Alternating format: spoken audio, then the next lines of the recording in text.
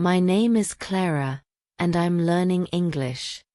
Let me share my story about living in Manchester and my wonderful teacher. You can follow my journey and learn with me. It was a bright, sunny morning when I first arrived in Manchester by bus. The air was crisp, and the city felt alive with movement. As I stepped onto the pavement, I saw people hurrying to work, chatting on their phones, or sipping coffee outside small cafes. I felt both excited and nervous. This was my fresh start. On the bus, two friendly strangers sat near me, engaged in a lively conversation in English. Their words flowed effortlessly, but to my ears, they were a blur. I had studied English before coming here, but real-life conversations were much faster than the recordings in my textbooks. I hesitated but decided to introduce myself. "Hello," I said cautiously, "I am Clara. I learn English." To my surprise, they smiled warmly. "That's wonderful. Welcome to Manchester," one of them said. They were returning from a work event, and instead of dismissing me, they took the time to speak slowly and clearly.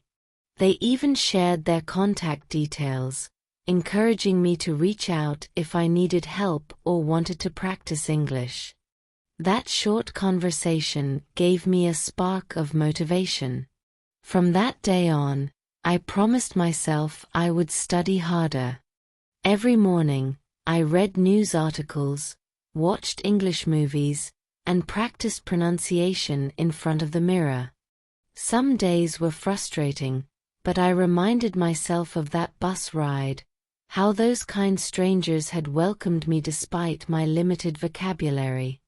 6 months later, my English had improved, but I still craved more interaction. That's when I decided to enroll in a language school. On my first day at the language school, I met my teacher, Ms. Green. She was cheerful, patient, and full of energy. She welcomed students from all over the world: Spain, China, Brazil, Egypt, and many more places. "Forget perfection," she told us. "Focus on communication." Instead of long grammar lessons, we spent the class talking. We shared our hobbies, our favorite foods, and our dreams for the future. I was nervous at first, but the more I spoke, the more comfortable I felt. Ms. Green encouraged us to make mistakes, and by the end of the lesson, I realized I had enjoyed every moment. The next day, a classmate named Marco asked a question that had been on my mind too: "What's the best way to learn new words?" Ms. Green smiled. "Read something you love. It could be a story, a blog, even a recipe.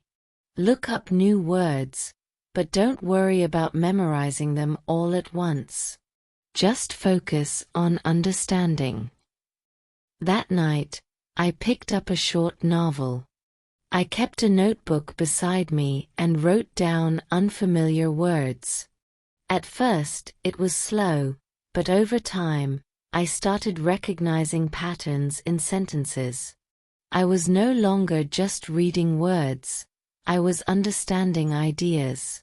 One of my classmates, Ji-hoon from South Korea, expressed concern about his accent. "I don't sound like a native speaker," he said shyly. Ms. Green introduced us to shadowing, a technique where you listen to a native speaker and repeat after them instantly. We watched a short video and tried to mimic the speaker's rhythm and pronunciation. It felt awkward at first, but gradually, my mouth adjusted to the sounds. I practiced this every day, even when walking to class. My pronunciation improved naturally without feeling forced. By Thursday, I had landed a part-time job at a bookstore. My boss, a cheerful woman named Lena, was patient and supportive.